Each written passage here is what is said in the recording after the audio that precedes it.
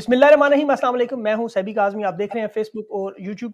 मेरे साथ इस वक्त मेरी फेवरेट तज्जिया निगार समीना पाशा साहिबा मौजूद है। सबसे पहले मैं आपको जेल के इस वक्त इलेक्शन जो हुए हैं, आप लोग हैरान होंगे। 3 बड़ी जेल में इलेक्शन हुए और उनके नताइज से आप पूरे पाकिस्तान के नताइज सैंपल के तौर पर समझ सकते हैं। अटक जेल में आपको याद होगा इमरान खान यहाँ पे अपना वक्त गुजार चुके हैं। यहाँ पर इलेक्शन हुए, तहरीक-ए-इंसाफ 945 वोट लेकर ये इलेक्शन जीत चुकी है। ये हल्का अटक का बनता है N49 और इसमें नून लीग को सिर्फ 40 वोट मिले हैं। इसके अलावा पीपल्स पार्टी को 13, टीएलपी को 10 और जेयूआई को सिर्फ 3 वोट मिले। दूसरा जो डीजी खान राजनपुर में आपको पता है जेल है, वो भी बहुत बड़ी। वहां पे पीटीआई को 327 वोट मिले और नून लीग को सिर्फ 23 वोट मिले। ये दूसरी जेल थी। अब तीसरी बड़ी जेल जहां पे इमरान खान खुद इस वक्त मौजूद है, अडयाला जेल।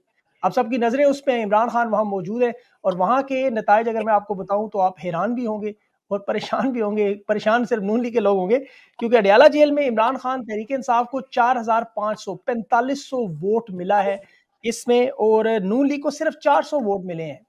इसके अलावा पीपल्स पार्टी को 133। अडयाला जेल में इमरान खान खुद मौजूद है और यहाँ पर 4500 वोट बामुकाबला एक 400 वोट। तो आप ये देखें, ये तकरीबन पता नहीं कितने हजार गुना का फर्क पड़ा हुआ है और यही नताइज इस वक्त पूरे पाकिस्तान में नजर आ रहे हैं। लोग पंजाब से कराची अपना एक वोट देने के लिए जा रहे हैं। मीडिया के मेरे कुछ दोस्तों ने मुझे बताया कि उनके वोट इन्होंने ट्रांसफर किए, वो वहां से कराची से खैबर की तरफ भी कुछ वोट फेंक दिए और कुछ पंजाब से कराची की तरफ। लेकिन लोग अपना एक एक वोट तावीज की तरह संभाल के रखे हुए हैं और जाके वोट कास्ट कर रहे हैं। दूसरी तरफ इंटरनेशनल इदारे पाकिस्तान के इलेक्शन की शफाफियत पर आपको पता है जिस तरह सवाल उठा रहे हैं। टॉप 10 इदारों ने सवाल उठा दिया। यूनाइटेड नेशन ने, इंसानी जो हकूक ह्यूमन राइट्स ऑर्गेनाइजेशन हैं, उन्होंने पाकिस्तान के उम्मीदवारों को गिरफ्तारियों का मामला, अभी जरताज गुल को गिरफ्तारी की खबर आ रही थी, लेकिन अभी मैंने उनसे पूछा, वो हिरासत में थी लेकिन गिरफ्तार नहीं हुई। लेकिन उसके अलावा बहुत से लोग गिरफ्तार हो चुके हैं। ये वाहिद इलेक्शन है पहली दफा कि जहां 24 घंटे पहले उम्मीदवारों को गिरफ्तार किया जा रहा है। आज के दिन में एक बड़ी अहम बात नून लीग इंतखाबी मुहिम की नजर नहीं आ रही। आज आखिरी दिन था, आज इन्हें कोशिश करनी थी बहुत ज्यादा, लेकिन ये नजर नहीं आ रही। इसकी क्या वजह हो सकती है और इलेक्शन में अब मामलात किस तरह में? समीना मेरे साथ मौजूद हैं, उनसे बात करते हैं। बहुत बहुत शुक्रिया समीना आपका। सबसे पहले ये जो जेल के नताइज आए हैं, आप क्या समझती है कि ये नताइज पूरे पाकिस्तान के इलेक्शन के भी ऐसे ही होंगे? थैंक यू सभी प्रोग्राम में इनवाइट करने के लिए भी और मुझे फेवरेट एंकर भी करने के लिए थैंक यू सो मच। और जहाँ तक ये बात आपने की जेल वाली, इसमें मैं एक क्वेश्चन ज़रूर आपसे पूछना चाह रही थी कि ये जो जेल के नताइज हैं, इसमें क्या एक ही कैंडिडेट का नाम था या फिर मुख्तलिफ कैंडिडेट्स थे पीटीआई की तरफ से, या इमरान खान बामुकाबला इस तरह से कुछ था? क्योंकि ये क्लैरिफिकेशन इसलिए ज़रूरी है क्योंकि बाकी जो मुल्क के नताइज हैं, वो इस बात पे बहुत डिपेंड कर रहे हैं कि वहाँ पर जो उम्मीदवार हैं मुख्तलिफ हैं, उनके इंतखाबी निशान मुख्तलिफ हैं, तो वोटर जो वोट करना ज़रूर चाहता है पीटीआई को। ये आपने बिल्कुल दुरुस्त कहा कि अगर मैं सेंटिमेंट की बात करूँ, तो इस वक़्त जो सेंटिमेंट है वो ऐसा ही है कि शायद 70 से 80% पाकिस्तानी पीटीआई के लिए वोट करना चाहते हैं। लेकिन उन 70 से 80% पाकिस्तानियों में से कितने वोट कर पाएँगे, कन्फ्यूज़ नहीं हो जाएँगे और सही अपने उम्मीदवार को पहचान पाएँगे या नहीं, उसका निशान पहचान पाएँगे या नहीं, और फिर उनका जो वोट है उसका हिफाजत भी हो पाएगी नहीं। ये बहुत सारे अभी इफ्स एंड बट्स मौजूद हैं। Sentiment, you are right, absolutely 70 to 80% कोई प्रॉब्लम नहीं है, पीटीआई का वोटर मौजूद है और वो वोट करना चाहता है। तो अगर आप इसको बता सकें मुझे कि जो ये जेल में हुए हैं वहां पर क्या पैटर्न था वोटिंग का, कि पीटीआई या पीएमएल सिर्फ लिखा हुआ था या फिर यानी जमातों के नाम लिखे हुए थे या मुख्तलिफ कैंडिडेट्स थे, तो फिर हम सही तौर पर अंदाजा लगा सकते हैं कि एग्जैक्टली जो आम इंतखाबात होंगे उसमें लोगों के लिए कितना मुश्किल होगा उसको वोट करना, और फिर ये कि वो सही तौर पर वोट पहुंच भी जाए। जी। अच्छा, एक तो ये ब्रेकिंग न्यूज़ थी, मतलब अभी जब मैं आपसे शुरू कर रहा था तो फ़ौरन अभी मुझे मिली है, तो इसलिए मैंने इसको इंट्रो में शामिल किया है। लेकिन आम तौर पे ये होता है कि हल्के के हिसाब से, अब देखें ना N49 है, तो ये हम्म। अटक के हल्के में जो भी उम्मीदवार होगा वो जेल में चाहे कैदी हो, जिसका वोट वहाँ पे रजिस्टर्ड होता है वो उन्हीं उम्मीदवारों को, मिसाल के तौर पर अगर ईमान ताहिर वहाँ पे इलेक्शन में लड़ रही है तो ईमान ताहिर को ही वही जो पैनल बना होगा उसी पैनल को जेल के लोग जो है वोट देते हैं, वो इमरान पोस्टल खान को वोट। बैलेट जो जी। होता है। तो वो उसी जेल, क्योंकि उसी हल्के की हदूद में आती है तो उस हल्के में ही होते हैं वोट। बाकी इसकी तफसील तो मैं अपने वीलॉग के लिए छोड़ूँगा, वरना सब कुछ यहाँ बता दिया तो मेरे पास कुछ बचना ही नहीं। अच्छा, एक तो ये चीज़ है। दूसरा जो आपने भी सेंटिमेंट की बात की है, इसमें तो कोई शक नहीं, वाक़ई ये बहुत बड़ा अहम मामला है। आज मैंने कुछ सैंपलिंग की, कुछ ऐसे हलकों में, कुछ ऐसे इलाकों में पर्सनली फ़ोन करके उन लोगों से बात की जिन्हें मैं समझता था सोशल मीडिया पे नहीं है। उनके पास किसी किस्म के मोबाइल फ़ोन भी नहीं है उनके पास एक्सेस भी नहीं है, वो जानते भी नहीं उम्मीदवार क्या है, उन्हें बल्कि फेसबुक का भी नहीं पता कि मैसेज कैसे करके हल्के का पूछना है। तो मैं अब बाय गॉड, मैं बाखुदा, मैं आपको हैरान रह गया कि मैंने उन लोगों से जब पूछा कि आपके हल्के में उम्मीदवार कौन है, तो उन्होंने मुझे निशान भी बताए, उसके नाम भी बताए और अपना पोलिंग स्टेशन भी बता दिया। तो मैंने उनसे पूछा कि आपको पोलिंग स्टेशन कैसे पता है, क्योंकि आपका जो पोलिंग स्टेशन है वो तो बड़ा दूर बना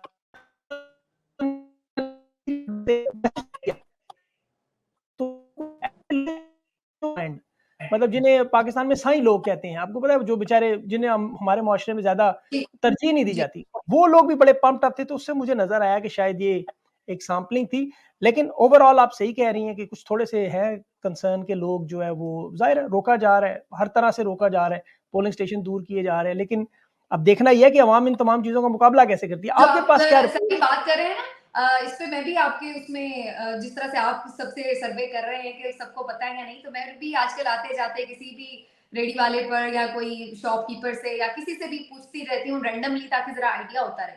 तो जी, जी, इंटरेस्टिंगली जो मेरे घर पे आज आई थी खातून जो कपड़े धोती हैं, उनसे मैंने पूछा कि भई आपका क्या, उन कहती हैं हम बल्ले को वोट देते हैं, लेकिन बल्ला ते इमरान खान को ले ले आने ने। तो मैंने कहा फिर अब कौन है उसका उम्मीदवार, आपको पता है? तो कहने लगी हमारे गाँव में जो पीटीआई के वो बंदे हैं, उन्होंने हम सबको फ़ोन करके बता दिया है। तो अब जो वहाँ पर हमारे उम्मीदवार हैं, उनका जो निशान है ना, ये ट्रांसफ़ॉर्मर है। तो हमने अब उन्होंने बस भिजवानी है, हम 40-50 लोग हैं यहाँ पे वोटर उनके, और हमने वहाँ जाके गाँव में वोट कास्ट करके आना है। तो मुझे बड़ी खुशगवार हैरत हुई ये जान के कि यानी वो गाँव से बिलॉन्ग करती हैं, ज़ाहिर है पढ़ी-लिखी नहीं है, लेकिन वोट डालने वो जा रही है। फिर मैं जब ऑफ़िस आई तो यहाँ पर कुछ मुझे 2-3 लोग रिसेप्शन पे बैठे हुए मिले, ऑफ़िस बॉय वगैरह, और मैंने उनसे भी इसी तरह रैंडमली पूछा कि भई वोट किसका? तो तीनों ने एक ज़बान कहा कि जी वोट पीटीआई का, इमरान खान को देंगे। मैंने कहा अच्छा, आपके हलके कौन है, कौन से हैं और कौन है आपके उम्मीदवार, निशान क्या है? तो तीनों में से किसी को भी पता नहीं था। और फिर मैंने उन्हें वहाँ पे ढूँढ के भी बता दिया कि भई ये आपके उम्मीदवार हैं। उसी वक़्त खड़े-खड़े उनको उन्होंने 8300 पे मैसेज किया हल्का जाना, और फिर मैंने उनको बताया कि पीटीआई के कौन से उम्मीदवार हैं, अगर आप उन्हें वोट करना चाहें, और नून का तो आपको पता ही है कि अगर आप करना चाहते हो तो आप शेर को लगा दीजिएगा। तो खैर वो इस तरह से, यानी ये एक है भी चैलेंज, और ये एक कितना सोशल मीडिया की एक ज़बरदस्त ये जो कैंपेन पीटीआई ने रन की है, और फिर ज़ाहिर है जो किसी हद तक बेचारे ऑन ग्राउंड भी कर पाए हैं, तो उससे किस हद तक उन्होंने इस चैलेंज को निपटा है, इसका सही तौर पर ना अंदाज़ा हमें 8 फरवरी को ही होगा सभी। उससे पहले हमें मुख्तलिफ इसी तरह के मिलते रहेंगे। मैं फ़रिया से आज अपने ट्रांसमिशन में बात कर रही थी, फ़रिया इदरीस साहिबा जो केपी से होके आई हैं, और वो इस बात पे हैरान थी कि वहाँ पर वो केपी से, जिससे ज़ाहिर है ये तो सबको ही पता है कि वहाँ पर सारा वोट बैंक पीटीआई का ही है। और वो ये बता रही थी कि वहाँ पर लोगों को सबको अपने इंतखाबी निशान भी पता थे और उम्मीदवारों का भी पता था। लेकिन फिर कुछ जब वो इस्लामाबाद के कुछ हलकों का बता रही थी, तो वो बताने लगी कि कहीं पे नहीं भी मालूम था, पंजाब में भी इसी तरह मिक्स्ड सी सिचुएशन नज़र आई। तो ये अब एक सरप्राइज़ है, और बिल्कुल है, इसमें मेरा ख़्याल है ये सबके लिए एक सरप्राइज़ है, और जो सब इस वक़्त कन्फ्यूज़्ड भी हैं ना, और थोड़े इतने कॉन्फिडेंट नहीं है, जो अभी आप पीएमएलएन की भी बात कर रहे थे इंट्रो में, कि उस तरह से उन्होंने इंतखाबी मुहिम में भी वो दिलचस्पी नहीं दिखाई और चेहरे भी उनके उतरे हुए हैं। तो वो वजह यही है कि ये जो एक सरप्राइज़ वाला एलिमेंट है ना, ये किसी को भी नहीं पता है कि ये 8 फरवरी को जी। एग्ज़ैक्टली जो डैमेज जहाँ-जहाँ, जैसे-जैसे करने की कोशिश की गई है, उसने उसी तरह से पे बैक करना है, वही रिज़ल्ट आने हैं, या फिर वाक़ईतन जो वोटर है वो बड़ी तादाद में निकल भी आएगा, और वो कोई कन्फ्यूज़ भी नहीं होगा अपने कैंडिडेट को पहचानने में और उसको वोट करने में। आपने एक बड़ी ज़बरदस्त ट्वीट की थी कि तहरीक-ए-इंसाफ ने जिस तरह के हालात में जो उन्हें दिए गए, फिर भी घुमा-फिरा के उसको मैच के काबिल बना दिया, बल्कि आखिरी ओवर की आखिरी गेंद तक ले गए हैं। अब छक्का लगना है या अवाम ने तमाशाई ब बनना है, ये अवाम का फैसला है। खुद ढूँढेंगे, इनका अपना मुस्तकबिल है, इसमें तो कोई शक नहीं। लोग तो बड़े चार्ज हैं।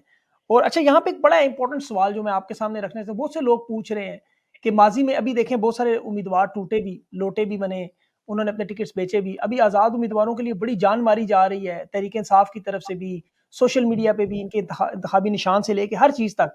अभी इफ़त सोमरो साहिबा सॉरी, जो अभी जहांगीर तरीन के हलके में, उन्होंने कुरान पाक पर हलफ भी दिया था कि जी हम ना मैं झुकूँगी, ना मैं बिकूँगी। वो पता नहीं अब बिक गई हैं, झुक गई हैं, क्या हुआ है उसको कोई पता नहीं चला। लेकिन वो उससे दस्तबरदार होके जहांगीर तरीन को वोट देने का कह रही हैं और अभी इलेक्शन हुए नहीं। तो बाद में कुछ लोगों को कंसर्न तो है कि ये 10% 20% आज़ाद उम्मीदवार टूट सकते हैं, बिक सकते हैं। आपको लगता है कि इन्हें रोकने के लिए तहरीक-ए-इंसाफ के पास कोई ऐसा प्लान है, या ये फिर भी 10-20% कोलैटरल डैमेज हो गई? सभी तहरीक-ए-इंसाफ के पास 3 प्लान थे। प्लान ए के मुताबिक इन्होंने इंट्रा पार्टी इलेक्शन दोबारा करवाने का फैसला किया था, और इनका ख्याल था कि ये इलेक्शन से पहले इंट्रा पार्टी इलेक्शन करवा कर इस मसले को हल कर लेंगे और इलेक्शन के फौरी बाद चूंकि ये एक पार्टी के तौर पर इलेक्शन कमीशन में दोबारा अपना इंतखाबी निशान हासिल कर चुके होंगे, तो इनके पार्टी के लोग जो हैं वो इन्हीं के पास रहेंगे। लेकिन फिर इन्हें अंदाजा हो गया कि ये फिर मसला कंट्रोवर्शियल हो सकता है अगर वो भी इंतखाबात ना तस्लीम किए गए या उसमें नोटिफिकेशन वगैरह में, रजिस्ट्रेशन में, सारी चीज़ों की प्रोसेस में इलेक्शन कमीशन ने जानबूझकर ताखीर की और उसके बाद फिर वो 3 दिन जो इलेक्शन के बाद होते हैं, पोलिंग डे के बाद 3 दिन होते हैं जिसमें आज़ाद जी, अरकान जी। किसी पार्टी को ज्वाइन कर सकते हैं, तो वो दिन निकल गए तो फिर उनके लिए प्रॉब्लम हो जाएगी। तो इसलिए मेरे नज़दीक इन्होंने जानबूझकर ये जो प्लान ए था उसको फिर खत्म कर दिया और आपने देखा कि इंट्रा पार्टी इलेक्शन मुलतवी हो गए। जी, प्लान बी बिल्कुल। इनका ये था कि जो फैसला आया था सुप्रीम कोर्ट की तरफ से उसी को नजरसानी के लिए चैलेंज कर दिया जाए और वो आज हो गया है। सुप्रीम कोर्ट ऑफ पाकिस्तान में आज ये पीटीआई की तरफ से नजरसानी की अपील फाइल जी, कर दी गई है। इससे दो बिल्कुल। मकसद हासिल होंगे। देखिए बल्ला तो अब बल्ले के बगैर तो इलेक्शन लड़ ही रहे हैं, वो बल्ला मिल भी जाए तो वो अब इलेक्शन में तो फायदा उस तरह का नहीं हो सकता, लेकिन आगे के लिए वो पेशबंदी के तौर पर ये रिव्यू पिटिशन दायर कर रहे हैं कि अगर उस केस में फैसला उनके हक में आ जाता है और पहले वाला ये इलेक्शन जो है उसको कबूल कर लिया जाता है, तो ऑलरेडी वो फिर एक पार्टी के तौर पर इसका मतलब है कि मौजूद होंगे इलेक्शन कमीशन में और उनके जो सारे कैंडिडेट हैं वो उनके रहेंगे। और प्लान सी वो है जिसका आपने अपने इंट्रोडक्शन में भी जिक्र किया है कि मजलिस वादतुल मुस्लिमीन के जो सरबराह हैं अल्लामा राजा नासिर अब्बास साहब, जी, उनसे आज बड़ी इंपॉर्टेंट मुलाकात हुई है जेल में जो इमरान खान साहब की। और इमरान खान साहब की इससे पहले भी चॉइस इसी हवाले से कि यानी पार्टी के जो टिकट के हवाले से जो बात हो रही थी, जो इन्होंने जाके पता नहीं क्यों जाके पीटीआई नजरियाती के साथ इल्हाक कर लिया था, उस वक्त भी खान साहब की चॉइस यही थी कि या तो एमडब्ल्यूएम या फिर शिरानी साहब का जो जमात का ग्रुप है उसके साथ इल्हाक किया जाए। बहरहाल समा और द अदर वो उस वक्त नहीं हुआ, लेकिन अब ये मुलाकात है मेरी नजर में इसी चीज को फाइनलाइज करने के लिए थी। ये प्लान सी है हुँ, बेसिकली कि अगर सुप्रीम कोर्ट से फैसला ना भी पीटीआई के हक में आया या डिले में भी आया, तो उस वक्त तक जो वो पहले 3 दिन हैं उसके अंदर पाकिस्तान तहरीक इंसाफ के जो आजाद अरकान हैं वो जीत कर एमडब्ल्यूएम में शामिल हो जाएं, ताकि वो एक जमात के तौर पर अपने आप को रिप्रेजेंट भी कर सकें और फिर मखसूस नशिस्तों को भी हासिल कर सकें। वेरी इसके बावजूद भी उन लोगों को कोशिश की जाएगी डराने धमकाने की भी और इधर उधर शामिल करवाने की भी, लेकिन इसका जो सही नंबर है वो उसका अंदाजा उसी वक्त होगा सभी जब इलेक्शन रिजल्ट आ जाएंगे कि वो आजाद अरकान कितनी बड़ी तादाद में, अगर तो वो बहुत ज्यादा तादाद में 70-80 नशिस्तें 100 नशिस्तें जीत लेते हैं, तो इतनी बड़ी तादाद को तो आप नहीं किसी में शामिल करा सकते। हाँ, अगर वो आते ही बेचारे 15-20-25 हैं तो उनमें से फिर 8-10 आप इधर उधर भी शामिल करा लें, तो बाकी अगर रह भी रहे होंगे पीटीआई के नाम के ऊपर तो कोई इतना फर्क नहीं डाल सकेंगे। तो ये जी, बहुत डिपेंड करेगा कि कितनी बड़ी तादाद में ये आजाद अरकान जो पीटीआई बैक्ड आजाद अरकान है वो जीत के आते हैं। जी। यहाँ पर एक छोटी-सी चीज़ मैं ऐड करूँ, इस वक़्त जो सियासी जमातों के उम्मीदवार हैं, वो हैं तकरीबन 6000 और आज़ाद उम्मीदवार तकरीबन 11000 हैं और तहरीक-ए-इंसाफ के जो अ, नामज़द उम्मीदवार हैं, वो भी एक बहुत बड़ी तादाद में हैं और बड़े स्ट्रॉन्ग कैंडिडेट भी हैं, बड़े-बड़े स्ट्रॉन्ग हलकों में भी हैं। तो अगर ये जीत के एक वाज़े पोज़ीशन में आते हैं, तो क्या ये एक अपनी भी पार्टी, एक आज़ाद उम्मीदवारों में से भी अभी इलेक्शन कमीशन ने कहा एक वज़ीर-ए-आज़म बन सकता है, तो ये क्या अपनी भी एक पार्टी के तौर पर आ सकते हैं सामने? इस बारे में कुछ है आपकी इन्फॉर्मेशन?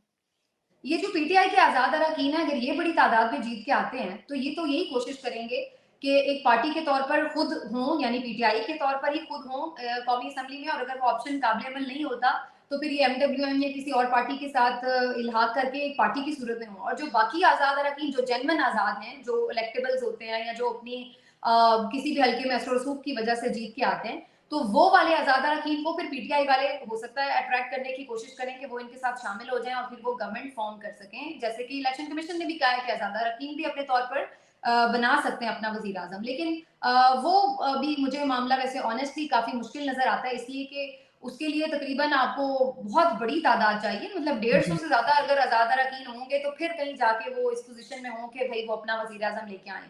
मेरा ख्याल बिल्कुल। है कि उसमें बहुत कुछ मैनेज हो जाएगा कि पीएमएलएन को भी सीट्स मिल जाएं और पीपल्स पार्टी की अपनी 50-60 सीटें हैं जो फिलहाल ग्राउंड पे नजर आ रही हैं। हुँ, क्योंकि सिंध से आपको पता है उनको काफी एज रहता है हमेशा, और फिर बाकी बलूचिस्तान से भी 4-5 सीटें मिल जाएंगी, शायद केपी से भी 2-4 सीटें, और इसी तरह 6-7 सीटें शायद पंजाब से भी। तो पीपल्स पार्टी की अपनी एक पेट सीट्स हैं जो उसको मिल जाएंगी। और पीएमएलएन के लिए आपको पता है वैसे ही बड़ी मददगार खुलाई मखलूक बड़ी मददगार है, तो वो भी कोशिश करेगी कि उनको मजीद कुछ जिस तरह भी मैनेज करके सीटें दें। तो आजाद अरकान का जो जेन्युइन आजाद अरकान है उनका तो जीतना वैसे ही बड़ा मुश्किल है इस इलेक्शन में। पीटीआई बैक्ड आजाद अरकान का जीतना इसलिए इंपॉर्टेंट है क्योंकि वो जाहिर है इमरान खान के नाम पर वोट ले रहे हैं। बिल्कुल सही। एमडब्ल्यूएम जो मजलिस वहदत मुस्लिमीन है, इनके साथ एमओयू भी इमरान खान का जारी हुआ और ये पहले सियासी रहनुमा हैं जो इमरान खान से मिलने गए और उन्होंने जो बातें की हैं वो बड़ी स्ट्रेट फॉरवर्ड थी कि खून के आखिरी कतरे तक, आखिरी साँस तक खान का साथ नहीं छोड़ेंगे। और मेरे ख्याल में इलेक्शन से पहले इनसे इत्तेहाद इसलिए नहीं किया गया कि वो कोई मसलकी ब्रांड कोई लग ना जाए कि लोग कहें वोट ना डिस्ट्रीब्यूट हो जाए। लेकिन इलेक्शन के बाद ये मामला आसान होगा। आपको लगता है क्या यही वजूहात है इनके साथ इत्तेहाद जो करने की खान साहब की जो मुलाकात एक ही हुई है अभी तक इलेक्शन से पहले, तो सियासी रहनुमाओं से तो अल्लामा राजा नासिर अब्बास साहब से ही है? जी, मैंने जैसे पहले कहा कि मुझे यही अंदाज़ा हो रहा है कि ये इसी मकसद के लिए मुलाकात की गई है और जो आप ये बात कह रहे हैं कि क्या इनके साथ ही क्यों? तो आप अगर देखें तो कंटिन्यूअसली जो पिछले 2 साल पीटीआई ने मूवमेंट चलाई है, उसमें 2-3 जो ख़ास तौर पर मज़हबी जमातें साथ रही हैं टोटली पीटीआई के साथ, उन्होंने मॉरल सपोर्ट किया है उनको। तो वो उनमें से ये एमडब्ल्यूएम भी शामिल रही है और वो किसी भी वजह से पीछे नहीं हटे हैं। अच्छा, दूसरी एक चीज़ इसमें बड़ी इम्पोर्टेंट है जाननी सभी वो ये कि ये जो रिलीजियस पार्टीज़ हैं, इनमें जो इनका वोटर भी इनका जो वर्कर है, वो भी बड़ा कमिटेड होता है और जो इनका लीडर है, वो भी ज़ाहिर है नज़रियाती तौर पर चूँकि किसी एक उस पे खड़े होते हैं हुँ, इस्लामिक किसी फ़िलॉसफ़ी के ऊपर, तो इसलिए इनका अपने नज़रिए से हटना या अपने बात से पीछे हटना, वो इनके अपने लिए भी बड़ा सियासी तौर पर नुकसान का बाइस हो सकता है। तो बिल्कुल। आपने देखा होगा कि जब तारिकुल कादरी साहब की जब उन्होंने धरना दिया था, जो उन्होंने 2-3 दफ़ा जब भी धरना दिया है, तो बड़े सख्त हालात के बावजूद उनका जो कमिटेड वर्कर था, वो वेरी हटा ट्रू। नहीं था। बल्कि पीटीआई के वर्कर हट गए थे जब 2014 के धरने में, लेकिन वो वर्कर अपनी जगह रहे। इसके अलावा भी आप देख लें, जमात इस्लामी का वर्कर हो, जेयूआईएफ का वर्कर हो, तो ये जो इस्लामिक जमातें, मज़हबी जमातें हैं, इनका जो कमिटेड वर्कर है वो पीछे हटने वाला उस तरह से नहीं है, इन्हें दबाव बर्दाश्त करने की काफ़ी हद तक एक सलाहियत होती है, कैपेसिटी होती है। और इसी तरह जैसे मैंने कहा कि जो इनका लीडर्स हैं, ज़ाहिर है वो भी अगर अपनी बात से पीछे हटते हैं तो वो उनके लिए भी बहुत बड़ा डेंट हो जाएगा, उनकी अपनी सियासत के लिए भी। तो मेरे बिल्कुल, नज़दीक मुझे लगता है कि अगर ऐसा कोई इत्तेहाद होता है तो शायद ये कॉम्प्रोमाइज़ नहीं करेंगे। लेकिन अगेन वही बात है कि हमने बहुत कुछ ऐसा इस दफ़ा देखा है जो पहले हमारे लिए बड़ा अनएक्सपेक्टेड था देखना। तो यू नेवर नो 100% लेकिन येस लार्जली हम एस्टिमेट ये जो लगाते हैं उसमें मेरे ख़्याल से अगर एमडब्ल्यूएम के साथ करते हैं तो शायद वो पीछे नहीं हटेंगे। बिल्कुल सही आप कह रहे हो, उन पे हाथ डालना वैसे इतना आसान नहीं होता यस कि वो सोचती हैं 2 दफ़ा एजेंसियाँ कि ये मज़हबी वोट है, लोग अगर भड़क गए तो वाक़ई ये बात भी बड़ा एडवांटेज है। तहरीक इंसाफ को तो जिस तरह मारना है मार लें बेशक। अच्छा 9 मई का 9 मई के अभी एक बात जो अभी बहुत सारी मीडिया पे चल रही है कि ये आखिरी शायद ताकतवर लोगों के पास एक पत्ता उन्होंने सँभाल के रखा हुआ है कि आज वो समाअत भी हुई जो 9 फरवरी तक समाअत जो है वो मुलतवी कर दी गई। तो इसमें जी खान साहब और जो 102 लोगों के बारे में ट्रायल कंप्लीट कर लिए गए हैं। ये जीत के आए तो फिर इन्हें नाअहल कर दिया जाएगा, एक ऑर्डर आ जाएगा इस तरह का जमात के साथ। तो ये भी इन्होंने कुछ रखा हुआ है कि अगर वो पीटीआई में गए, तो क्या ये भी बैकअप प्लान के तौर पर एमडब्ल्यूएम वहाँ भी मदद कर सकती है? और 9 मई में लोग क्या कर सकते हैं आपके ख्याल में? ये आप बिल्कुल सही निशानदेही कर रहे हैं। ये एक प्लान काफ़ी पहले से हम सुन रहे थे बैन करने का, ये तो काफ़ी उस वक़्त भी हम सुन रहे थे 9 मई के फ़ौरन बाद भी ये प्लान सुनने में आया था। लेकिन उस वक़्त कुछ वजूहात की बिना पर इम्प्लीमेंट नहीं किया था। कुछ तो इस पे मेरा ख़्याल है पीपल्स पार्टी ने भी रेज़िस्ट किया था कि बैन नहीं होना चाहिए और फिर उसके बाद अंदाज़ा ये था कि बाकी चीज़ें मैनेज करके शायद बैन करने की नौबत ना आए। लेकिन अब इस पॉइंट पर आकर जब हर बाकी चीज़ कर ली गई है, आपने गिरफ्तारियाँ कर ली, आपने बैट ले लिया, आपने कैंपेन नहीं करने दी, आपने वर्कर्स उठा लिए, आपने पोलिंग एजेंट नहीं बनाने दिए, आपने सब कर लिया, सज़ाएँ भी सुना दी बिल्कुल, हैट्रिक कर दी सज़ाओं की भी बैक टू बैक। लेकिन इसके बावजूद अगर आपको ये खौफ अब सता रहा है कि अभी भी आप शायद कहीं सरप्राइज़ ना हो जाएँ 8 फरवरी को, तो उसके लिए एक जो आखिरी ट्रम्प कार्ड रखा गया था पत्ता, वो यही था कि 9 मई वाला। और अब उसमें जो हम मुख्तलिफ इस्टेब्लिशमेंट के करीब समझे जाने वाले सहाफ़ी हैं, उनको भी अगर हम पढ़ें, देखें उनकी रिपोर्ट्स वगैरह, तो वो बड़ा क्लियरली बता रहे हैं कि अब इसके नतीजे में बिल्कुल ये पीटीआई को बैन करने की तरफ जाया जा सकता है और उसका मकसद यही होगा कि अगर इनके आज़ाद अरकान बड़ी तादाद में जीत के आ भी जाएँ, तो वो सब के सब डिसक्वालीफाई हो जाएँ इस बुनियाद के ऊपर कि जी, इनकी तो जमात ही बैन हो गई है। और मेरा बिल्कुल, ख़्याल है जो इमरान खान साहब ने आज मुलाकात की है और पीटीआई भी इसके ऊपर जो काउंटर अपना प्लान बना रही है, उनका भी मकसद इस अंदेशे को समझते हुए वो भी प्री प्लान कर रहे हैं इसको कि इस चीज़ से भी बचने के लिए अगर ये किसी और पार्टी में शामिल हो जाएँ, तो इनकी पार्टी अगर बैन हो भी जाए, तो वो उस तरह से कौमी असेंबली में उस पार्टी के उम्मीदवार के तौर पर होंगे ही नहीं।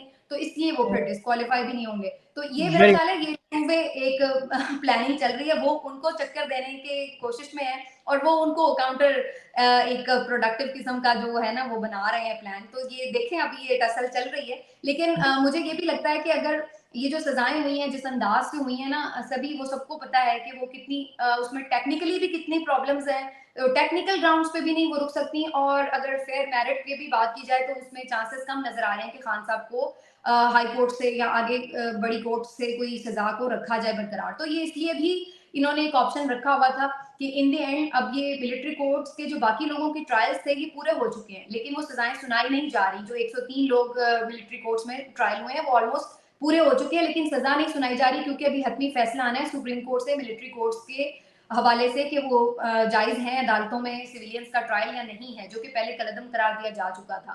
तो जी, मेरा बिल ख्याल है कि इंतजार यही है कि वो फैसला आ जाए और फिर उसके बाद जो ट्रायल हो चुके हैं उनकी सजाएं सुना दी जाएं और फिर उसी के तहत इमरान खान साहब को अभी कोर्ट में यानी मिलिट्री कोर्ट में ही ट्रायल कर दिया जाए ताकि उसको तो फिर जाहिर है कोई क्वेश्चन भी नहीं कर सकता, ना उसकी ट्रायल का पता होगा कि अंदर हुआ क्या क्या नहीं हुआ। तो ये उन्होंने कुछ अभी आप समझ लें कि हथियार अपने पास छुपा के रखे हुए हैं। वो कहते होते हैं ना शेर साहब छाती से लगा के कुछ कार्ड्स रखे हुए हैं, तो वो एंड टाइम पे खुलेंगे कि उसके पीछे उनकी क्या हिकमत अमली है। 8 फरवरी को लोग अगर 70% से ज्यादा टर्न आउट देते हैं तो फिर ये सारे प्लान आपको लगता है धरे के धरे रह जाएंगे? लोग इतनी बड़ी तादाद में वोट कास्ट कर देते हैं, 12 करोड़ वोट है, अगर 70% आ जाता है उसमें, जो 8 करोड़ 40 लाख वोट, बहुत बड़ा वोट पाकिस्तान में। सबसे बड़ा जो वोट बैंक था वो 57% आया था 1971 में। उसके बाद हमने देखा बांग्लादेश बन गया, शेख मुजीब प्राइम मिनिस्टर बन गए, जेल से निकल आए। तो आपको लगता है अगर इतना वोट पाकिस्तानियों ने कास्ट कर दिया, जो नजर आ रहा है बाहिर उनकी टेंशन से, तो ये सारे मामलात आपको बिखरते हुए नजर आएंगे? उस वक्त फिर एस्टेब्लिशमेंट के पास और ताकतवर लोगों के पास क्या ऑप्शन होगी? ये इमरान खान को, उनकी हुकूमत को कैसे एक्सेप्ट करेंगे?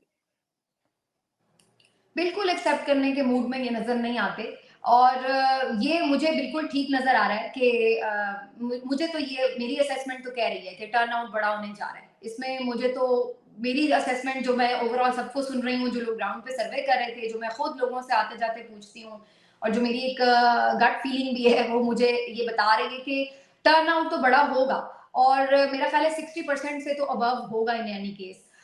लेकिन अगेन मैं ये ज़रूर बात कहूँगी यहाँ पे सभी कि ये बड़ा इम्पोर्टेंट है कि जो टर्नआउट है वो सही तौर पे वोट कास्ट हो जाए। कन्फ्यूज़्ड ना हो जाएँ लोग अपने इंतखाबी निशान की वजह से, इंतखाबी उम्मीदवार कौन है एग्ज़ैक्टली हल्के का और फिर दूसरी जो एक तो ये चीज़ कि वोट सही कास्ट हो जाए और फिर उसके ऊपर पहरा भी। देखिए जहाँ पे क्लोज़ मार्जिन वाले हल्के होंगे ना वहाँ अगर 10-15 हज़ार का फ़र्क हुआ तो वो तो फिर पीटीआई को सीट नहीं मिलने वाली है। तो उसमें फिर आपको ये बड़ा इम्पोर्टेंट होगा कि आपने उस वोट का पहरा दिया है या नहीं। तो अभी बहुत मरहले बाकी हैं और एक तो पहला मरहला ये है कि बड़ा निकले वोटर, दूसरा कि वो सही तौर पे वोट कास्ट भी कर सके एग्जैक्टली पीटीआई के उम्मीदवार को, इमरान खान के उम्मीदवार को, तीसरा उस वोट का पहरा भी दे सके और अपना रिजल्ट एग्जैक्टली इलेक्शन कमीशन से हासिल कर सके, जो कि वहां पर वो वोट डाल के आया। तो ये 3-4 मरहलों के बाद ये मरहला आएगा कि कौन अब किसको एक्सेप्ट करने जा रहा है। मेरे नज़दीक केपी में शायद किसी हद तक माइंड बन चुका है ताकतवर हलकों का कि अगर वहाँ पर केपी में पीटीआई की हुकूमत को रोका तो वहाँ पर हालात खराब हो सकते हैं, कुछ भी वहाँ पे रिजल्ट हो सकता है, बहुत मसाइल हो सकते हैं। तो मेरा अंदेशा यानी मुझे लगता है कि वो इस अंदेशे को भांपते हुए शायद केपी में बहुत ज़्यादा मनूवरिंग की तरफ नहीं जाएंगे, लेकिन पंजाब में पूरा जोर लगाया जाएगा कि उस तरह से पीटीआई की नशिस्तें ना निकल जी। सकें कि पीटीआई फेडरल गवर्नमेंट बनाने की पोजीशन में हो। तो यहाँ पे अगर जी यहाँ पे एक बड़ा इंपॉर्टेंट सवाल देखिए, अगर हल्के पोलिंग स्टेशन के बाहर अगर 40-50 हजार लोग भी खड़े हो जाएं और फॉर्म 45 के लिए, जिस तरह गिलगित अस्तोर में हमने देखा, लोगों ने राजनपुर में और बहुत सारे हलकों में लोगों ने फॉर्म 45 हासिल किया, तो अगर ये पोलिंग स्टेशनों के बाहर लोग इतनी बड़ी तादाद में मौजूद रहे, जिस तरह उन्हें लगातार एक सबक पढ़ाया जा रहा है कि आपने जब तक फॉर्म 45 ना मिले नहीं जाना, तो फिर तो उन्हें नतीजा हाथ में मिलना लाजमी है। तो आपको लगता है कि ये खुदा ना ख्वास्ता अगर इन्होंने गड़बड़ की तो हालात कुछ खराब हो सकते हैं? मैं फिर वही बात कहूंगी सभी कि केपी में मुझे लगता है कि ऐसी कोई सिचुएशन पंजाब अगर में बनी, पंजाब में मुझे नहीं लग रहा कि वो लोग बहुत ज़्यादा रेज़िस्ट करने की पोज़ीशन में हैं। एक तो पंजाब का अपना एक मिज़ाज है और उसमें ज़रा रेज़िस्टेंस थोड़ी कम ही है माज़रत के साथ और दूसरी बात ये है कि यहाँ पर जी, वैसे जो यहाँ एक पे समीना, सॉरी सॉरी, क्योंकि बहुत सारे पंजाब के लोग सुन भी रहे होंगे, 2 साल में जितनी मार पंजाब ने खाई है, हकीकत में आप जानती हैं कि जितनी इस वक़्त गिरफ्तारियाँ और जितने छापे, जितने नहीं, मैंने ये नहीं अगवा कह रही कि उन्होंने मार नहीं खाई। मैं तो ये कह रही हूँ, मार तो वो खा रहे हैं, लेकिन यही तो मसला है, मार खा रहे हैं। हक नहीं ले पा रहे ना अपना, वो मार खा लेंगे के जा रहे हैं। अब लेंगे इनको आदत है इंशाल्लाह। मार यही अब तो मैं लगता है वो लेके एग्ज़ैक्टली जाएँगे। अब जी। उधर उनको केपी में पता है कि अगर उनको मारा तो फिर कुछ हाँ, आगे से सीन रिस्पॉन्स और आएगी, भी सही होगी। बात। ये वो चीज़ बात यही तो दुरुस्त है। मैं कह रही हूँ कि पंजाब को मार खाने की आदत हो गई है, वो मार खाए जा रहे हैं।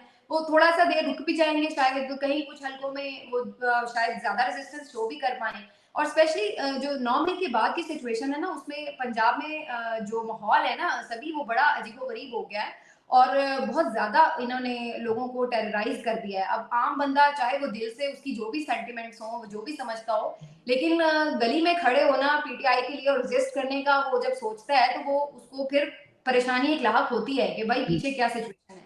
अच्छा, यहाँ पे मैं इसलिए आपको छोटी-सी इसमें ऐड करूँ जी, चीज़ के जो मैंने असेस की है अभी रिसेंटली जो कुछ वाक़यात हुए हैं, कि अब ऐसे लोग मुझे नज़र आए कि जिन्होंने ज़िंदगी में कभी नहीं कहा था कि हम खड़े होंगे, वो भी कह रहे हैं कि जी अब मार खा-खा के हम आदी हो गए हैं, अब और कितना मारेंगे? अब वो रेज़िस्ट लोग कर रहे हैं और जब मेरे ख़्याल में जब इतनी ज़्यादा मेजॉरिटी को लोग देखेंगे, तो इलेक्शन वाले दिन तो वैसे भी आपको पता है एक-एक स्टेशन पे ज़्यादा से ज़्यादा 2-3 पुलिस वाले होते हैं या ज़्यादा से ज़्यादा आप कर लें, इतनी नफ़री भी नहीं होती, लोग इतनी बड़ी तादाद में आ जाएँ तो वो संतरी बेचारा वैसे ही आपको पता है भीगी बेली बना होता है। तो मेरा नहीं ख्याल कि ये कुछ वहाँ कुछ इस तरह का मामला होगा और अल्लाह ना करे ऐसा हो। कराची में आपको क्या लग रहा है वहाँ पे 21 नशिस्तें हैं, आपको पता है बलूचिस्तान से ज़्यादा नशिस्तें और खैबर पख्तूनख्वा की आधी नशिस्तें। वहाँ पे क्या होने जा रहा है? एमक्यूएम भी है, पीपल्स पार्टी भी है और पीटीआई के उम्मीदवार भी हैं। पीटीआई के वहाँ पर पहले भी जो ज़्यादा हमें सपोर्ट नज़र आती थी, वो क्लिफ्टन, डीएचए और इस तरह के जो इलाके थे, पॉश इलाके ज़्यादा वहाँ पर नज़र आती थी।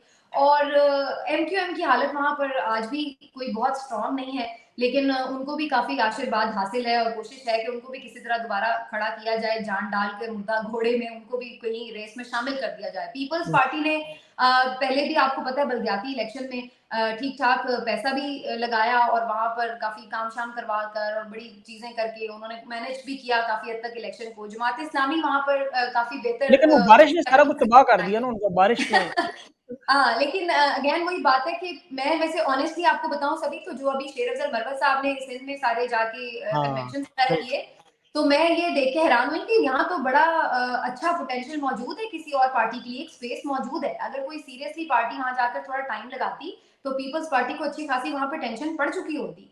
लेकिन हुँ। प्रॉब्लम ये है कि पीएमएलएन वहाँ पे बिल्कुल एग्ज़िस्ट ही नहीं करती है। पीटीआई बेचारी तो वैसे ही सर्वाइवल की जंग लड़ रही है। और बाकी जो एमक्यूएम या जमात इस्लामी है, वो सिर्फ कराची में ही जोर लगाती है, पूरे सिंध में उस तरह से वो नहीं मूव करती, जो कि शेर अफजल मरवत साहब ने इंटरेस्टिंगली अंदरून सिंध भी जाकर कन्वेंशन की और वहां पर जो लोगों का रिस्पॉन्स था, तो मैं इस बात पे बड़ी कन्विंस्ड हूँ कि अगर पीटीआई एक नॉर्मल हालात में इलेक्शन लड़ रही होती और वहां पर खान साहब हुँ। ने जाके 5-6 महीने थोड़ी वर्किंग की होती, तो वहां क्लीन पे स्वीप ठीक ठाक, हाँ वहां पे अच्छी खासा मुसीबत पड़ी होती पीपल्स पार्टी को भाई कहीं हम ले देना चाहेंगे यहाँ पर भी। लेकिन वहाँ पर उस तरह से अनफॉर्चुनेटली कैंपेन नहीं उस लेवल की हो पाई और फिर जमात इस्लामी ने कराची में स्पेशली बेहतर अपने आप को किया है वहाँ पर। पीपल्स पार्टी भी काफ़ी चीज़ें मैनेज करना जानती है, वहाँ पर आपको पता है पुराने खिलाड़ी हैं जी, जी, और 25-25 हज़ार रुपया फ़रियाल तालपुर के हल्के में दिए जा रहे हैं। यहाँ पंजाब में तो उन्होंने रेट सिर्फ़ 5,000 रखा हुआ है, वो 25,000 दे रहे हैं, तो ज़ाहिर है फिर फ़र्क तो पड़ना है। अच्छा, यहाँ पे एग्जैक्टली। आपको क्या लगता है, जो बड़े हेवी कैंडिडेट्स हैं, नवाज़ शरीफ ख़ास तौर पर जैसे डॉक्टर यास्मीन राशिद के मुकाबले में लड़ रहे हैं, उनकी हल्के में नया पाकिस्तान ने एक सर्वे किया था, कल वो मेरे प्रोग्राम में भी थे हसनैन, तो उनके मुताबिक तो यास्मीन राशिद जो वो जीत रही हैं वाज़ेह तौर पर और अच्छा खासा डिफरेंस था। 50-50 का डिफरेंस नहीं था, बल्कि नवाज़ शरीफ साहब बहुत पीछे थे। तो आपको क्या लगता है कि ये जो हेवी कैंडिडेट्स हैं, मरियम नवाज़ हैं, नवाज़ शरीफ हैं, क्या ये अपनी सीटें बचा सकेंगे? पूरी इस वक़्त जो मशीनरी है ना और हर तरह का लालच भी और दबाव भी यूज़ किया जा रहा है, स्पेशली इन हेवी वेट्स को जिताने के लिए। हमज़ा शहबाज़ के मद्देमुकाबिल आलिया हमज़ा हैं और जी, सबसे ज़्यादा इस वक़्त मुश्किल कैंपेन अगर लाहौर में किसी हल्के में हो रही है, तो वो आलिया हमज़ा को दरपेश है। उन्हें एनए बेचारी को 118 पोलिंग एजेंट्स तक नहीं मिल पा रहे और बिल्कुल उनकी कैंपेन नहीं रन करने दी गई। दूसरी तरफ जो आप मरियम नवाज़ का हल्का देखें, शहज़ाद फारूक साहब वहाँ पे खड़े हैं और जो इबाद फारूक के भाई हैं, उन्होंने बड़ी अच्छी कैंपेन चलाई है। उनको बड़ी बहुत ज़बरदस्त। जी, और उनको लेकिन बहुत परेशानी का सामना करना पड़ा। जब मैं आपसे बात कर रही हूँ, अभी 1 घंटा पहले फिर पुलिस उनको गिरफ्तार करने वहाँ पहुँची हुई थी और वहाँ पे ठीक-ठाक उन्होंने पिटाई लगाई है कारकुनों की और मुझे खबर ये मिल रही है कि 10 से 15 लोग वहाँ पे ज़ख्मी हुए हैं कारकुन। और अच्छा। उस वक्त भी, पहले भी वो एक दो दफा जो है उन्हें गिरफ्तार करने पहुंचे हैं, लेकिन वही बात है कि कारकुन ज्यादा जमा शमा हो जाते हैं, रौला शोला पड़ जाता है, तो वो गिरफ्तारी हो नहीं पाई। तो मरियम नवाज के अगेंस्ट जो शहजाद फारूक साहब है, उनको भी काफी ज्यादा दबाव का सामना करना पड़ा है, बड़ी मुश्किल हालात में उन्होंने कैंपेन चलाई है। जो मियां नवाज शरीफ वाला मामला है, उसमें यह है कि यास्मीन राशिद साहिबा की एक तो वैसे भी हमेशा वो बड़ी खूबसूरत प्यारी किस्म की कैंपेन करती हैं, डोर टू डोर, बड़ी पोलाइटली सबके बिल्कुल, पास बिल्कुल। जाती हैं, बड़ी मेहनत करती हैं हमेशा। तो उनका एक ऑलरेडी स्ट्रॉन्ग होल्ड था, और फिर ऊपर से जिस तरह से उन्होंने बहादुरी के साथ जेल काटी है, वो खान वाला फैक्टर वो भी साथ में शामिल हो गया, तो वो बहुत स्ट्रॉन्ग कैंडिडेट है। लेकिन मैं फिर भी ये समझती हूँ कि ये तीनों को जिताने के लिए एड़ी चोटी का जोर लगा दिया जाएगा कि ये तीनों जो हैवी वेट्स हैं शरीफ के, ये किसी भी तरह अपने ये आबाई हल्के जो हैं उसमें जीत ना पाए। तो नया पाकिस्तान की जो सर्वे की आपने बात की, मैं अक्सर उनको फॉलो करती हूँ, हसनैन को, लेकिन एक प्रॉब्लम जो है वो ये कि वो जब भी किसी से पूछ रहे हैं तो वो हालांकि वो बड़ा अच्छा सर्वे करते हैं, अनकट भी होता है और बड़ी मेहनत भी करते हैं, लेकिन वो सबसे एक ही सवाल पूछ रहे हैं कि वोट किसका, और वो सिंपली लोग कह देते हैं पीटीआई का, या पीटीआई पीटीआई पीएमएलएन पीटीआई। लेकिन अगेन जो इस वक्त प्रॉब्लम है वो ये कि पीटीआई का वोट करने वाला भी बाज औकात ये नहीं जान रहा कि उसके हल्के में इंतखाबी निशान यास्मीन राशिद का है कौन सा। अच्छा, तो ये अच्छा ये रात को हमने कंफ्यूजन डिस्कस जो है ना, किया था। इससे 10 to 20% वोट को डेंट पड़ने का खदशा है। इस बात जी, को हम खारिज इम्कान करार नहीं दे सकते। जी। अच्छा, ये रात को बड़ा डिटेल से उनके साथ तकरीबन 1 घंटे का प्रोग्राम था, उसमें मैंने उनसे सारा सैंपलिंग का तरीका पूछा, किस तरह करते हैं। उसका उन्होंने जवाब दिया कि हम लोगों को बाकायदा निशान दिखाते हैं कि इनमें से कौन-सा निशान है आपके उम्मीदवार का, तो लोग हमें आइडेंटिफ़ाई करते हैं, जी ये बैंगन है, ये हमारा इस तरह, और कहते हैं हम उन लोगों से पूछते हैं जो ख़ास तौर पर ज़्यादा पढ़े-लिखे नहीं होते या बैकवर्ड इलाकों में हैं। वो उन्होंने कुछ सर्वे ऐसे इलाकों में भी किए कि वो बहुत ज़्यादा पसमानदा थे। तो वहाँ पे इंतखाबी निशान का ये आपका जो क्वेश्चन था, मैंने उनसे पूछा, तो वो कह रहे कि हम उनसे निशान लोगों में बता रहे थे, हमारा ये निशान है, हमारा ये निशान है, उंगली लगा के उसमें बता रहे थे उस पे। तो इस पे तहरीक इंसाफ ने बड़ा काम किया, जो खान साहब का अगर ऐसा पेज था। है तो ये बड़ा जबरदस्त है, और फिर मेरा ख्याल है कि बहुत क्रेडिट देना पड़ेगा पीटीआई को कि अगर इस जी, तरह उन्होंने पहुंचा दिए निशान, क्योंकि जो मैंने उनका सर्वे सियालकोट वाला भी देखा था, जो रेहाना डार साहिबा ख्वाजा आसिफ वाले हल्के में उन्होंने किया था, तो बेसिकली उनके पास जो पोस्टर था उसमें रेहाना डार साहिबा के साथ इमरान खान की बहुत बड़ी तस्वीर थी, और इसी तरह से ख्वाजा आसिफ के साथ मियां नवाज शरीफ की तस्वीर थी। तो जाहिर है वो अगर आप पोस्टर किसी को दिखाएंगे तो इमरान खान की तस्वीर देख के तो हर कोई उन्हें पता होगा कि ये जो वो कहेगा इसी को वोट देना है। लेकिन आपके पास कुछ नहीं है दिखाने के लिए, और आप जस्ट उनसे जाके पूछेंगे भाई वोट किसको, वो कहें पीटीआई को, पीटीआई के बंदे का निशान कौन सा है, फिर आपको एग्जैक्टली आइडिया हो पाता है कि जहां पे उसको नहीं मालूम है कि इमरान खान की तस्वीर किस पे है। शायद आपने जो सर्वे देखा उसमें एग्जैक्टली उन्होंने जी, ऐसी बताई वो चीज, लेकिन जो मैंने सर्वे देखा मैं आपको उसके पॉइंट ऑफ व्यू से जी, बता रही थी। और मेरा ख्याल है कि ये आपकी बात, मैं ये नहीं कह रही जी, कि जी, ऐसा नहीं हो सकता, जिस तरह की कैंपेन उन्होंने चलाई है सोशल मीडिया पर। देखिए टिकटॉक जो है वो इस वक्त हर नौजवान उसका उसके ऊपर अकाउंट है। ट्विटर पे बिल्कुल, शायद हर नौजवान का अकाउंट नहीं होगा, लेकिन टिकटॉक, फेसबुक, ये तकरीबन हर घर में मौजूद है। तो बिल्कुल इनकी ऐसे ही। ज्यादा जो इन्होंने टारगेट किया है ना पीटीआई की सोशल मीडिया टीम ने, उन्होंने ये टिकटॉक को बहुत ज्यादा टारगेट किया है। इनकी तकरीबन आप देखें तो मेरा ख्याल है 50% से ज्यादा कैंपेन जो थी वो टिकटॉक पे चली है, और टिकटॉक हर नौजवान के पास है। अगर घर में किसी एक नौजवान के पास टिकटॉक के ऊपर अकाउंट है तो वो घर के बाकी 10 अफराद को ये बता सकता है कि हमारा ये निशान है। तो इसलिए बिल्कुल इस बात का इम्कान है कि सब तक एग्जैक्टली पहुंच चुके हों इंतखाबी निशान। बिल्कुल नहीं, पॉइंट आपका वैलिड है। आपने ट्विटर पे एक छोटा-सा सर्वे करवाना है, फिर फेसबुक पे भी करवाना है। मैं आपको वो शेयर भी करूँगा कि लोगों को इंतखाबी निशान का पता है या नहीं। तो ये बड़ा मैं कर इम्पोर्टेंट। चुकी हूँ ऑलरेडी, वैसे मैं अच्छा, ये कर चुकी हूँ, हाँ। उसमें अगेन फिर वही बात है, जो ट्विटर पर मेरा फॉलोअर है ना वो है जिसका टिकटॉक ज़ाहिर है पे। ट्विटर पे अकाउंट है, तो जी, उसको ट्विटर पे जो लोग हैं वो ज्यादातर संजीदा लोग होते हैं, यानी संजीदा मीन्स के जो सीरियसली बहुत थॉरली फॉलो कर रहे होते हैं ऑलरेडी काफी चीजें, तो उनको उनकी अवेयरनेस या उनका जो इन्फॉर्मेशन का लेवल है वो शायद जी, जो ट्विटर पे ना हो उसके साथ उसको मैं, तो इसलिए मैं उसका जो ट्विटर पे उन्होंने, वो आपने ठीक बात की, मैंने जब सर्वे किया तो तकरीबन 92% लोगों का जवाब ये था कि हमें मालूम है कि हमारा निशान क्या है, और 8% लोगों का कहना था कि हम बाद में मालूम कर लेंगे। तो अच्छा आप। ये आपकी बात सही है, लेकिन फिर अगेन बात है कि क्या वो एग्जैक्टली जनरल मैसेज को रिप्रेजेंट करता है ट्विटर, वो फिर हमें देखना पड़ेगा कि हर जी। किसी का अकाउंट ट्विटर पे तो नहीं है। अच्छा, एक इंटरेस्टिंग चीज़ आपको बताऊँ, हो सकता है बहुत सारे लोगों को तो पता है शायद, कि टिकटॉक पे मेरी 1.5 बिलियन जो है वो अभी रिसेंटली जो हमने चेक की स्टैट्स थे, ये इस महीने के 1.5 बिलियन।